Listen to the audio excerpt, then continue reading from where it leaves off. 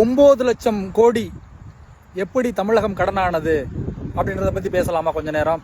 என்னடா தலப்பா கட்டியிருக்கான் இவன், ஒரு விவசாயி, இவனுக்குலாம் இதை பத்தி என்ன தெரிய போகுது? அப்படி இல்லை. நம்மாழ்வார் சொன்ன மாதிரி உலக வங்கி என்பது உலக பணக்காரர்களுடைய ஒரு வட்டி கடை. அதனால நம்மாழ்வார்ட்டிருந்து நிறைய உலக அரசியலை கத்திருக்கோம். ஏன்னா நம்மாழ்வாருடைய காணொளிகள், அவரது புத்தகங்களை எல்லாம் எங்களை மாதிரியான விவசாயிகள் தானே படிக்கிறாங்க இல்லையா? மற்றவங்க யாரும் அவரை கண்டுக்கிறதே இல்லை, படிக்கிறது இல்லை.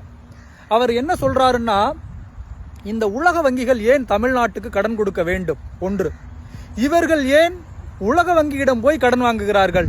அதுக்கும் 9 லட்சம் கோடி இதுவரை தமிழ்நாட்டில் கடன் இருக்கு. இதற்கும் என்ன அரசியல் இருக்கிறது என்ற உலக அரசியலை நாம் இந்த காணொலியில் பார்க்க போகிறோம், வெறும் 3 நிமிடங்களில். தொடர்ந்து பாருங்கள், கடைசியாக அனைவருக்கும் பகிர்வீர்கள். உலக வங்கி என்பது பணக்காரர்கள், உலக பணக்காரர்கள் சேர்ந்து ஒரு வட்டிக்கடை நடத்துகிறார்கள். நான் சொல்லல, ஐயா நம்மாழ்வார் சொன்னது.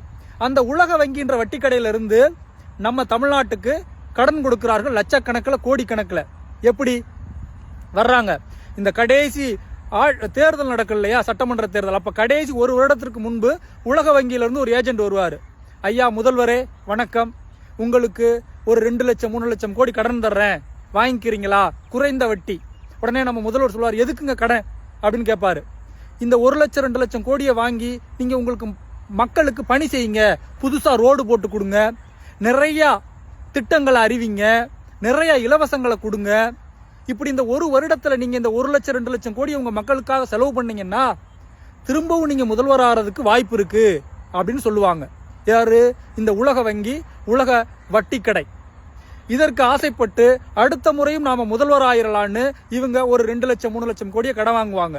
அப்படி வாங்கி இன்னைக்கு தமிழ்நாடு 9 லட்சம் கோடி கடன்ல இருக்கு.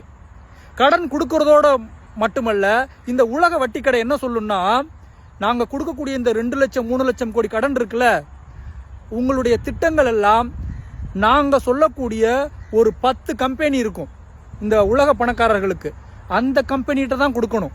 வேற இந்த நம்மளுடைய தமிழக முதல்வர்கள் என்ன பண்ணணும்னா, அவங்க அந்த 10 கம்பெனிகிட்ட கொடுப்பாங்க, சட்டம்லாம் போட்டு, இந்தாங்க நீங்க ரோடு போடுங்க, இந்தாங்க நீங்க இந்த கட்டடத்தை கட்டுங்க, இந்த மேம்பாலத்தை கட்டுங்க, இந்த ஊர்களுக்கெல்லாம் லைட்டு போடுங்க, விவசாயிகளுக்கு இதை செய்யுங்க அதை செய்யுங்கன்னு எல்லாத்தையும் யார்கிட்ட கொடுப்பாங்க? அந்த 2 லட்சம் கோடி கடனை வாங்கி அந்த உலக வட்டிக்கடை சொல்லக்கூடிய அந்த 10 கம்பெனிகிட்ட கொடுப்பாங்க. அந்த 10 கம்பெனியும் யாருன்னா அந்த உலக பணக்காரர்களோடது. அந்த 2 லட்சம் கோடியவும் பிரித்து நம்ம மக்கள் திட்டங்களா போட்டு அந்த 10 கம்பெனிட்டையும் கொடுத்துருவாங்க. இப்போ ரோடு போடுறதெல்லாம் அந்த கம்பெனி தான், நம்ம இந்திய கம்பெனி கிடையாது. அந்த 10 கம்பெனியும் என்ன பண்ணுன்னா, இந்த பணத்தை எல்லாம் வாங்கி ரோடு போடுதுன்னு வச்சுங்களேன். ஒரு உதாரணத்துக்கு சொல்றேன், ஜல்லி யாரோடது? நம்மளோடது. நம்ம மலைகளை வெட்டும். மணல் யாரோடது? நம்மளோடது. வேலையாட்கள் யாரோடது? நம்மளோடது. அப்ப இயற்கை பொருள், மூலப்பொருள் நம்மளோடது, உழைப்பு நம்ம மக்களோடது. 2 லட்சம் கோடி அப்படி கடனை கொடுக்கற மாதிரி கொடுத்து அந்த 10 கம்பெனி மூலமா அந்த 2 லட்சம் கோடி அப்படியே திரும்ப உலக வங்கிக்கு போயிடும். நாம கடன்காரன் ஆயிடுவோம்.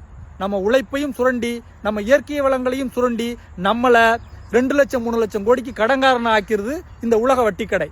இது தெரியாம நம்மளை ஆளுகின்ற முதல்வர்கள் உலக வங்கியிலிருந்து கடன் வாங்கி இன்னைக்கு 9 லட்சம் கோடி அதற்கு வட்டி கட்டி கொண்டு இருக்கிறோம்.